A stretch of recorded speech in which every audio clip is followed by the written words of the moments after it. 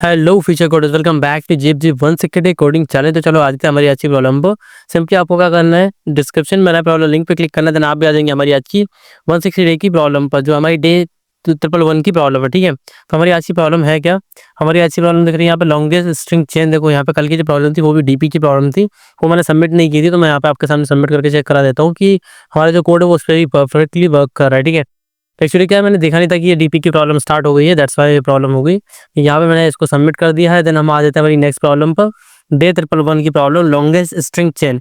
अब आज की प्रॉब्लम को समझ लेते हैं, एक्चुअली में आज की प्रॉब्लम है क्या। ठीक है, तो आज की प्रॉब्लम को समझने के लिए सिंपल मैं आपको बता देता हूँ। देखो आज की प्रॉब्लम में क्या है, सिंपली हमारे पास में यहाँ पे स्ट्रिंग्स दी होंगी। ठीक है, एक एरे ऑफ स्ट्रिंग हमारे पास में आ रहा होगा, हमको क्या करना है, हमको कंटिन्यूस चेन हमको यहाँ पे फाइंड आउट करनी। क्या लॉन्गेस्ट स्ट्रिंग चेन इसमें होगा क्या, पहला एलिमेंट जैसे हम सपोज करते हैं पहले 1 साइज का है, सेकंड वाला 2 साइज का होगा, थर्ड वाला 3 साइज का होगा, फिर 4 साइज का, फिर 5 साइज का, सीक्वेंशियल साइजेस के हमारे पास में डिफरेंट स्ट्रिंग का कॉम्बिनेशन, मतलब लॉन्गेस्ट चेन हमको बनानी है। अब देखो, लेकिन इनके लिए कॉमन पॉइंट क्या रहेगा, कैसे ये चेन क्रिएट होगी, उसकी अगर मैं बात करूँ तो यहाँ पे देखो, यहाँ पे मैं एग्जांपल देके समझाता हूँ आपको। देखो यहाँ पे जो आउटपुट है उसमें देखो ध्यान से, हर बार क्या हो रहा है, जैसे पहला एलिमेंट ए लिया मैंने, तो उसके बाद में जब नया एलिमेंट आया तो उसमें देखो ए हमारा कांस्टेंट रहेगा, एक नया एलिमेंट ए में, मतलब जो पुराने स्ट्रिंग थे उसमें कहीं भी ऐड कर देंगे, नया करेक्टर कहीं भी ऐड कर देंगे पुरानी वाले स्ट्रिंग में, तो डेट is our sequential, like sequential हमारा लॉन्गेस्ट स्ट्रिंग हो जाएगा इससे। ठीक है, देखो यहाँ पे पहले ए था, देन ए बी कर दिया, मतलब बी ऐड कर दिया फ्रंट में, उसके बाद में बी ए था तो बीच में डी ऐड कर दिया,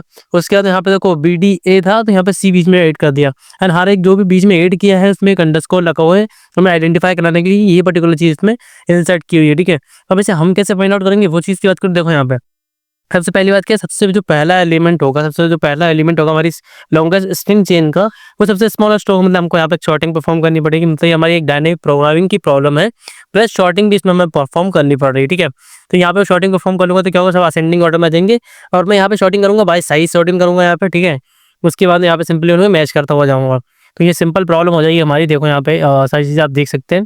तो यहाँ पे कंस्टेंट की बात करो तो हाँ, एक और चीज़ यहाँ पे इस वाले एग्जाम्पल में हमको देखने को मिल रही है कि अगर कोई सीक्वेंस नहीं मिलता तो भी हमारा आउटपुट क्या होगा, मैक्सिमम हमारी लेंथ क्या होगी, 1 होगी, क्योंकि एक एलिमेंट तो हमारे पास हो गई, 2 हमारी मैक्सिमम साइज हो जाएगी। ठीक है, उसके बाद यहाँ पर कंस्टेंट की बात करोगे तो यहाँ पे साइज देख सकते हो कि हमारी जो वर्ड की लेंथ होगी वो 1 से लेकर 10⁴ तक हो सकती है ये, और जो टोटल वर्ड्स जो होंगे उनकी लेंथ, सॉरी, वर्ड की लेंथ होगी 10, एंड वर्ड की जो मतलब टोटल कितने वर्ड हो सकते हैं उसके अंदर वो 10⁴ हो सकते हैं। ठीक है, स्ट्रिंग्स कितनी कंटेन कर सकता है वर्ड्स हमारा array, and only lower case English letters होंगे। ठीक है, कॉम्प्लेक्सिटी की यहाँ पे बात करूँ तो log n plus n into M की पावर 2 लिखा हुआ है यहाँ पे, N space n into M लिखा हुआ है हमारे पास में। ठीक है, तो सेम वही हमारे पास में रहने वाला है, ज़्यादा यूज़ नहीं होगी मेमोरी।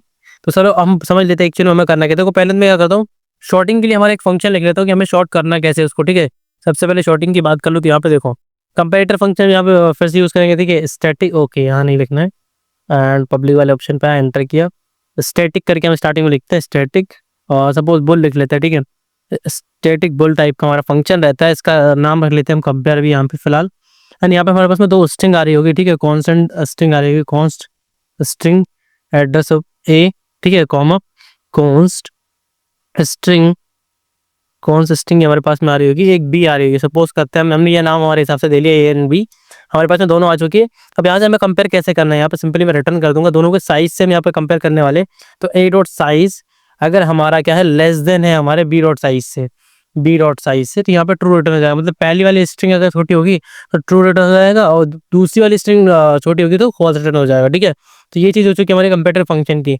अब यहाँ पे नीचे आके बात करते हैं हमें आगे चीज़ और कैसे परफॉर्म करनी है। तो यहाँ पे हमें देखो डीपी का प्रॉब्लम है, तो हम यहाँ पे एक मैप बना लेते हैं, unordered map, unordered underscore map. आपको पता है कि यहाँ पे हमारे पास में क्या है, वैल्यूज किस टाइप के, स्ट्रिंग टाइप के, स्ट्रिंग हमारा की हो जाएगा यहाँ पे, और इंट हमारा क्या हो जाएगा यहाँ पे, उसकी वजह से क्या होता है, अकरेंस हो जाएगी, मान लेते सपोज करते हैं कि मतलब कितने लॉन्गेस्ट चेन चल रही है हमारी वो हो जाएगी। ठीक है, उसके बाद यहाँ पे हमें क्या करना पड़ेगा, शॉर्ट करना पड़ेगा हमारे वर्ड्स वाले एरे को। तो यहाँ पे मैं सिंपल कर लूंगा शॉर्ट्स वर्ड्स डॉट बिगिन, ठीक है, वर्ड्स डॉट बिगिन लिखा मैंने, कॉमा वर्ड्स डॉट एंड लिख दिया मैंने। ठीक है, इसके बाद हमें क्या करना है, हमारा कंपेयर फंक्शन यहाँ पे देना है, मतलब लास्ट वाला पैरामीटर जो होगा हमारा कंपेयर वाला फंक्शन दे दिया है, सेमीकोलन लगा दिया, भी सिंपल यहाँ से शॉर्ट हो जाएगा। एंड यहाँ पे मैक्सिमम लेंथ के लिए मैक्सिमम के लिए एक वेरिएबल बना देता हूँ, जिसमें इनिशियली मैं मैक्स चेन लिख देता हूँ, उसको इक्वल में 1 रख देता हूँ। ठीक है, जैसे हमने लास्ट वाले एग्जाम्पल में समझा कि लास्ट में हमारे पास में एक एलिमेंट तो रहेगा, मतलब एक अकरेंस तो रहेगी रहेगी, मतलब एक मैक्सिमम चेंज का जो लेंथ है वो एक तो रहेगा ही रहेगा, सॉरी मिनिमम, ठीक है।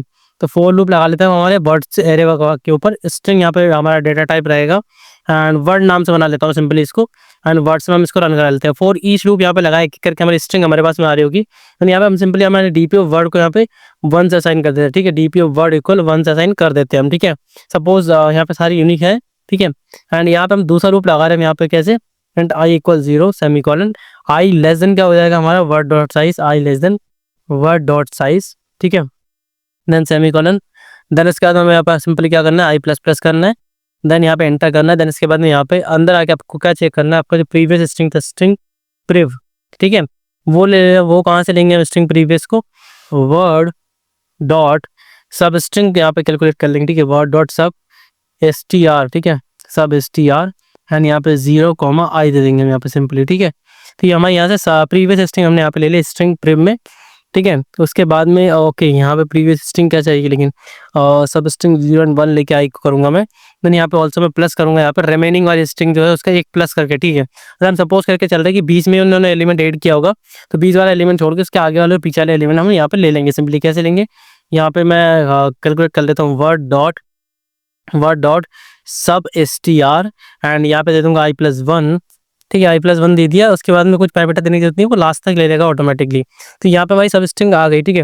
अब हम इसको चेक कर लेंगे हमारी डीपी के अंदर ही अवेलेबल है, यानी डीपी ऑफ सब स्ट्रिंग का नाम रखा है हमने, मतलब जो प्रीवियस स्ट्रिंग थी उसको प्रीव लिख लिया, and not equal to DP होता है, तो not equal to DP dot end होता है, तो ठीक है। इसका मतलब क्या है यहाँ पे, अरे प्रीवियस स्ट्रिंग कैसे निकाली, मैंने क्या किया, जो स्ट्रिंग हमारे पास में आई ऑलरेडी उसका मैंने क्या किया, स्टार्टिंग के आई एलिमेंट्स ले लिए, फिर आई के बाद जो आयत एलिमेंट था उसको छोड़ दिया और फिर उसके आगे के एलिमेंट ले लिए। फिर मैंने चेक किया कि ये वाली स्ट्रिंग हमारे पास में ऑलरेडी है क्या, मतलब हर बार हम क्या कर रहे हैं, जैसे इंडेक्स पे उस इंडेक्स को छोड़कर उसके पीछे और आगे वाली वैल्यूज को लेकर चेक कर रहे हैं कि ये वाली वैल्यू पहले से डीपी के अंदर प्रेजेंट है क्या। अगर प्रेजेंट है इसका मतलब हमारी जो लॉन्गेस्ट लेंथ होगी उसका साइज होगा वो बढ़ जाएगा। यहाँ पे कैसे, डीपी ऑफ वर्ड यहाँ पे मैं लिखूंगा, एंड यहाँ पे मैं क्या कर लूँगा, डीपी ऑफ वर्ड में यहाँ पे मैक्सिमम ले लूँगा, ठीक है। Max of DP of word अभी जो करंट है, डीपी ऑफ वर्ड, ठीक है, कॉमा डीपी ऑफ प्रीवियस +1, ठीक है, डीपी ऑफ प्रीवियस +1, ठीक है। ये ले लिया मैंने, डीपी ऑफ वर्ड को मैंने यहाँ पे अपडेट कर दिया। उसके बाद ये वाली कंडीशन यहाँ पे हमारी सेटिस्फाई होगी। इसके बाद मैं यहाँ पे नीचे आऊँगा, आप क्या करूँगा यहाँ पे, तो हमारी मैक्स चेन है, ठीक है, एमएक्स चेन मैंने इसका नाम रखा है एमएक्स चेन। तो हमारी जो मैक्सिमम चेन है उसको यहाँ पे मैक्सिमम फाइंड आउट करना होगा। कैसे, मैक्सिमम में मैक्स चेन तो हम दे रहे होंगे पहला पैरामीटर हमारा, एंड सेकंड पैरामीटर क्या होगा, हमारा जो डीपी पे अभी जो वर्ड आया है उसके लिए क्या मैक्सिमम निकल के आए वो हमारा मैक्सिमम चेन में आ जाएगा, ठीक है। दोनों में से जो भी मैक्सिमम होगा वो आ जाएगा। सिंपली नीचे आऊँगा एंड यहाँ पर रिटर्न वाले ऑप्शन पे सिंपल मैं मैक्स चेन को रिटर्न कर रहा हूँ, ठीक है। मैक्स चेन को यहाँ पर रिटर्न कर दी, सेमीकोलन लगाया। अब इसे कंपाइल करके चेक करूँगा कहीं पे कोई प्रॉब्लम तो नहीं, हमारा कोड सक्सेसफुली रन कर रहा है या नहीं। सो रेडी फॉर रिविलेशन के लिए सिंपल टेस्ट केस पे ओके। तो यहाँ पे प्रॉब्लम आ चुकी है, क्या प्रॉब्लम आ चुकी है वो चेक कर लेते हैं, एक minute. Not equal to DP dot end यहाँ पे मैंने किया हुआ है, देन यहाँ पे क्या प्रॉब्लम हो सकती है, एंड यहाँ पे लगाया हुआ है, प्रीवियस यहाँ पे मैंने दिया हो, यहाँ पे दिखा रहा है मेरे को कौन string true and false value कुछ दिखा रहा है यहाँ पे, मे बी यहाँ पे मैंने कुछ मिस्टेक क्योंकि let me check it once कि मैंने कहाँ पे गड़बड़ कर दी है, ठीक है। तो देखो स्टार्टिंग से कोड को रिव्यू कर लेते हैं कंप्लीट। यहाँ पे हमने सिंपली क्या किया, यहाँ पे दो स्ट्रिंग ले ली, string A and B constant उसमें लिया हमने, ठीक है। दोनों के साइज के अकॉर्डिंग उसको यहाँ पे शॉर्ट कर दिया, ठीक है। तो ये चीज़ तो हमने बिल्कुल सही की हुई है।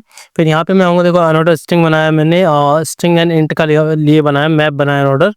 तो यहाँ पे इसको सिंपली शॉर्ट कर लिया कंपेरेटिव फंक्शन का यूज़ करके, मैक्स चेन को बंद कर दिया, स्ट्रिंग को वर्ड्स से ले लिया मैंने, ठीक है। डीपी ऑफ पहले वर्ड को मैं इनिशियलाइज कर रहा हूँ 1 वैल्यू से, ठीक है।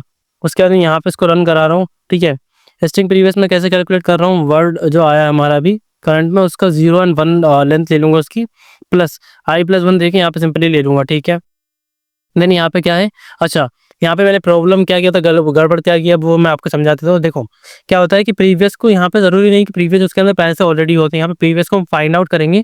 तो यहाँ पे डीपी का जो फाइंड फंक्शन है, मतलब मैप में हमारे जो फाइंड फंक्शन है तो वो यहाँ पे यूज़ करेंगे हम यहाँ पे। तो ये प्रॉब्लम हो चुकी थी, अगर यहाँ पे वो एलिमेंट नहीं है, यहाँ पे वो वैल्यू नहीं है, ठीक है, वो स्ट्रिंग इसके अंदर एग्जिस्ट नहीं करती, उसके बाद भी अगर मैं उसको चेक कर रहा हूँ तो यहाँ पे वो प्रॉब्लम होता है, प्रॉब्लम दे सकता है। दैट्स व्हाई यहाँ पे प्रॉब्लम हो चुकी थी। एंड सैम्पल टेस्ट केस पर आउटपुट देख सकते हैं 4 आ चुका है, मतलब सक्सेसफुली रन कर चुका है। सबमिट वाले ऑप्शन पे क्लिक करूंगा, जितने भी टेस्ट केस इस क्वेश्चन पे सब पे हमारा कोड पास हो रहा होगा। सो टेस्ट केस प्रोसीड हो रहे हैं हमारे, आप यू कैन सी दैट, अब आप देखो टेस्ट केस पास हो रहे हैं। And you can see that कि हमारे कोड ने सक्सेसफुली सारे टेस्ट को पास कर लिया है। So thanks for watching this video, we will meet in the next video and solve the next problem of 160 day coding challenge. Thanks for watching.